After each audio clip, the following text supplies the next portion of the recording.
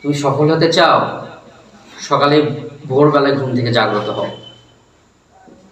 তুমি জেগে দেখো, সূর্য তোমাকে হাতছানি দিবে তোমার সফলতার জন্য।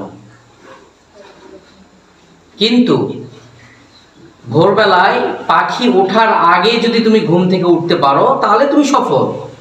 আর তুমি যদি পাখি ওঠার পরে ওঠো তাহলে তুমি পাখির কাছেই হেরে গেলে। তুমি পৃথিবী জয় করবে কিভাবে? পাখির কাছে তুমি যদি হেরে যাও তাহলে পৃথিবীতে মানুষদের কাছে তুমি তো জিততে পারবে না। তুমি যদি পাখিদের আগেই সকালে ঘুম থেকে উঠে পড়ো তাহলে একজনকে তুমি হার মানালে, তো পৃথিবীতে তোমার সামনে তোমার এগেইনস্টে এবং তোমার ইনফর্ম যারা আসবে সকলকেই তুমি পরাজিত করে তুমি জয়লাভ করতে পারবে। প্রত্যেকটা ক্ষেত্রে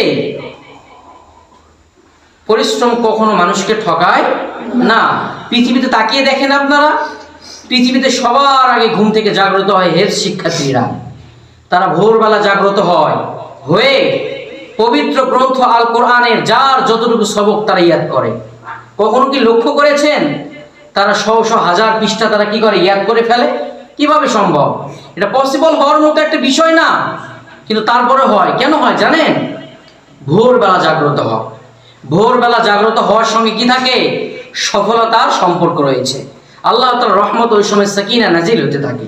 এজন্য প্রিয় সুধী, আমরা সবসময় চেষ্টা করব ভোরবেলা জাগ্রত হয়ে নিজের যে আশা, যে উইশ, যে গোল সে পর্যন্ত পৌঁছে আমাদের সফলতাকে অর্জন করতে।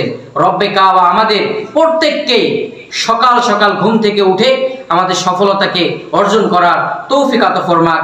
স্ট্রাগল করার সঙ্গে সফলতা অর্জন করা এবং ছিনিয়ে নিয়ে আসার জন্য তৌফিক আতা ফরমাক। আসসালামু আলাইকুম ওয়া রাহমাতুল্লাহি ওয়া বারাকাতুহু।